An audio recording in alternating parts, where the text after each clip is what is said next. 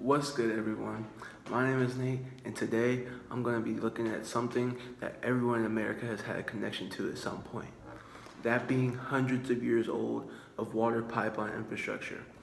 Today, I'm going to take a look at a general overview of the subject, focusing mainly on the history and giving some insight to the topics being discussed by my fellow group members. Generally, finding clean water supplies and being able to distribute it to the general population has been a prominent issue in America for centuries, before I was even born. You know, the 90s? Going all the way back to the first ever civilization in Mesopotamia, humans have been developing and improving on the ways we transport water from our naturally developing bodies of water such as lakes, rivers, and oceans. In the history of water infrastructure and what we can learn from it, David Drake of American News discusses the story of Tung Tung and Dug Dug. Not really sure if those names are accurate, but I'm not a history major. He talks about how they were very thirsty one day, but the nearest water source was so far away. So they decided to go and store water in multiple gourds from the woods and bring them back to their camp. This led to the world's first water transportation project. Isn't that cool? And soon similar practices will be implemented into the United States to help us do the same thing. Dating back to 1755, there was a man by the name of Hans Christopher Christiansen, who would be one of the first known men to create a public water system in Bethlehem, Pennsylvania. Then later on through the history timeline, New York began to make private wells a main water source in the city.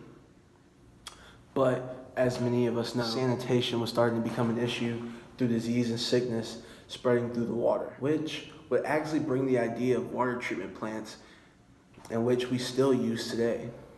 Factories built to filter in and out water from large bodies of water to then be distributed by delivery to citizens in the area. As you could probably predict, this became a large issue as only a small percent of Americans were receiving this accessible water. This is because it was just way too much to have to deliver to all the other people who weren't in the counties where the plants were. So, to combat this issue, the city of Baltimore in the 1930s developed a way to get larger quantities of water from treatment centers to the remaining amounts of people who were using mainly private wells in the area. And that was the use of pipelines. Something that would change the water game forever.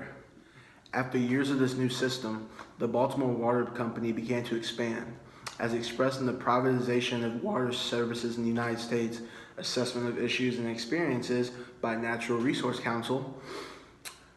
From 15 miles of pipe in 1835, by 1852, some odd 47 miles of pipe were in operation. Now that is outstanding.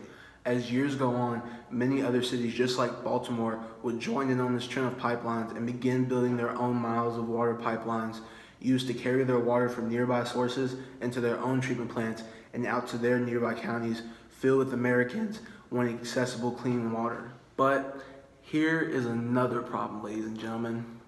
There was always one thing sitting on the back burner, and that I don't think anyone in the water supply business had ever thought about. And that is, what are we going to do in a couple years to keep our pipelines updated and making sure that they still follow regular EPA water laws? And from my observations, nothing. Nothing at all, people. Nothing. If someone does not come up with an efficient solution soon, as suggested in an NPR podcast, as infrastructure crumbles, trillions of gallons of water lost, our country will lose up to 18% of water supply we treat before it can even get to your front doorstep. That's crazy to think about. But this is also really scary. It may not seem like a lot, especially if you're like me and have always lived in a major city where there could have been a water break anywhere and I still had clean and accessible water coming out of my faucet. But put your feet in the shoes of the people who live in the smaller counties of your state, like Martin County, Kentucky, for instance, where they probably only have a few miles of water pipelines. And with that, if there was a water main break to happen there, they wouldn't be able to get that high quality H2O. Like, come on.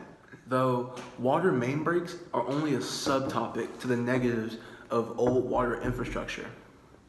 What if the water pipes under your house start to rust and corrode? Do you even know what your pipes are made of?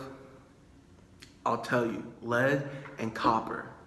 Though lead is the more major issue here. Lead is a dangerous metal that, if consumed in small amounts, can over time expose you and your families to deadly diseases such as lead poisoning. Even though drinking water quality in the United States remains the safest in the world, as suggested by the Infrastructure Report Card on Drinking Water, there are still very many cities in the nation that suffer from terrible drinking water quality due to poor infrastructure. And one of those cities being Flint, Michigan, in which one of my fellow group mates, Nick, will discuss in the next video of this series.